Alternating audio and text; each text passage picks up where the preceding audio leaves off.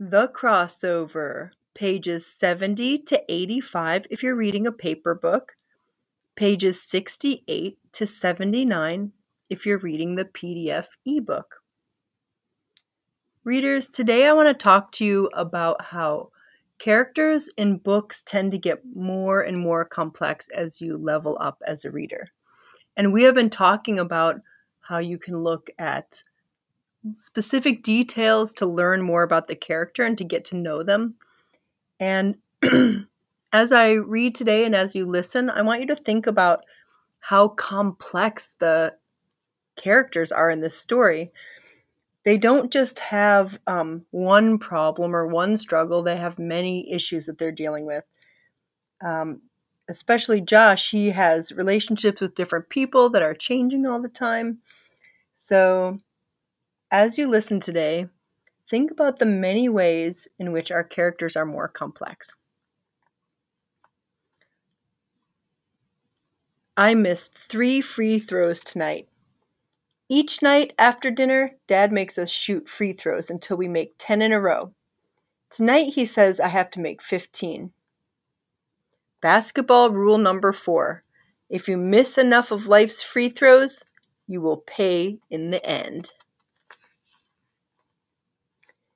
Having a mother is good when she rescues you from free throw attempt number 36.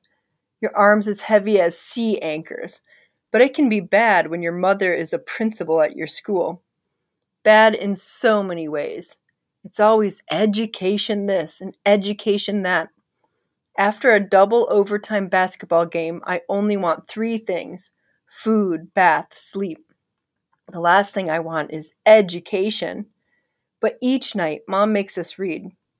I don't know how he does it, but JB listens to his iPod at the same time, so he doesn't hear me when I ask him, is Miss Sweet Tea his girlfriend? He claims he's listening to French classical, that it helps him concentrate. Yeah, right. Sounds more like Jay-Z and Kanye in Paris, which is why when Mom and Dad start arguing, he doesn't hear them either. Mom shouts, "Get a checkup. Hypertension is genetic." "I'm fine. Stop high-posting me, baby," Dad whispers. "Don't play me, Charles. This isn't a basketball game." "I don't need a doctor. I'm fine." "Your father didn't need a doctor either. He was alive when he went to the hospital." "So now you're afraid of hospitals?" "Nobody's afraid. I'm fine. It's not that serious." "Fainting isn't a joke, is it?" "I saw you, baby, and I got a little excited. Come kiss me." "Don't do that." "Baby, it's nothing. I just got a little dizzy." "You love me?" "Like summer loves short nights." "Get a checkup then." "Only cure I need is you." "I'm serious about this, Chuck." "Only doctor I need is Dr. Crystal Bell. Now come here." And then there was silence, so I put my pillow over my head, because when they stop talking, I know what that means. Ugh.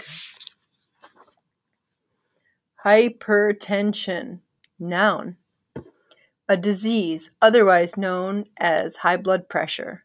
As in, Mom doesn't want Dad eating salt because too much of it increases the volume of blood, which can cause hypertension. As in, hypertension can affect all types of people, but you have a higher risk if someone in your family has had the disease. As in, I think my grandfather died of hypertension. To fall asleep. I count and recount the 37 strands of my past in the box beneath my bed. Why we only ate salad for Thanksgiving.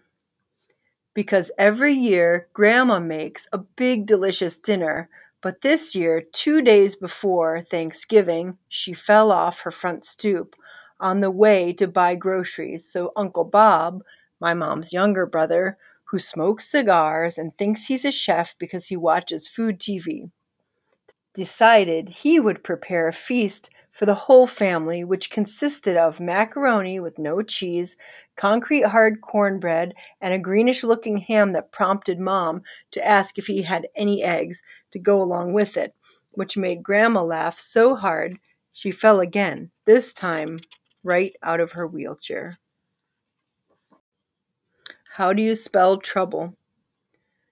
During the vocabulary test, JB passes me a folded note to give to Miss Sweet Tea, who sits at the desk in front of me and who looks pretty tight in her pink denim capris and matching sneaks.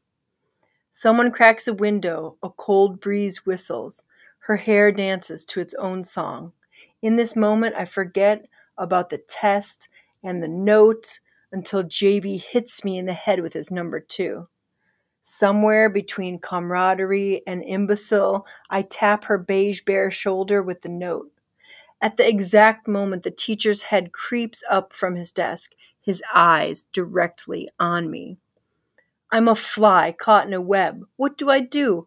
Hand over the note, embarrass JB, or hide the note, take the heat? I look at my brother, his forehead a factory of sweat. Miss Sweet Tea smiles, gorgeous pink lips and all. I know what I have to do. Bad news. I sit in Mom's office for an hour, reading brochures and pamphlets about the Air Force and Marines. She's in and out handling principal stuff, a parent protesting her daughter's F, a prank substitute teacher crying, a broken window.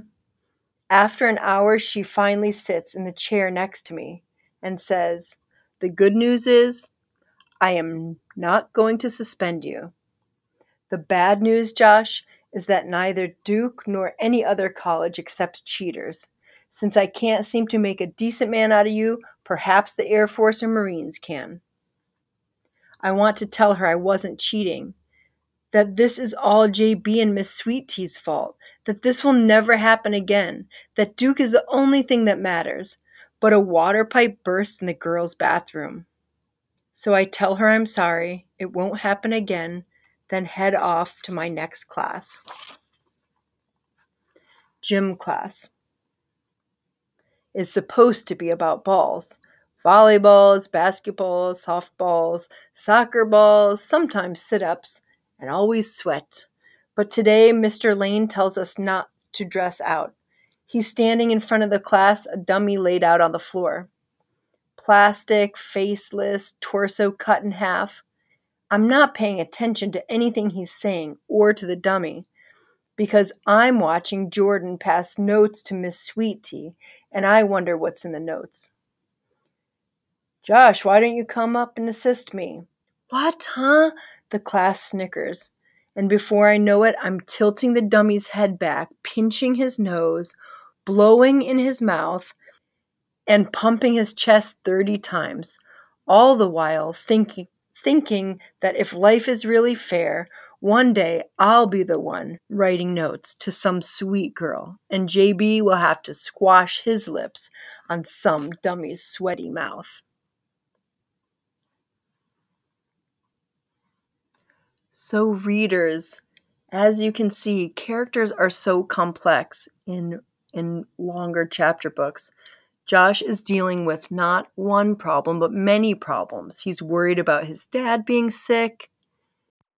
He's worried about getting in trouble with his mom for covering for JB and the Sweet Tea girl when they were cheating on the vocabulary test. He's feeling jealous of his brother.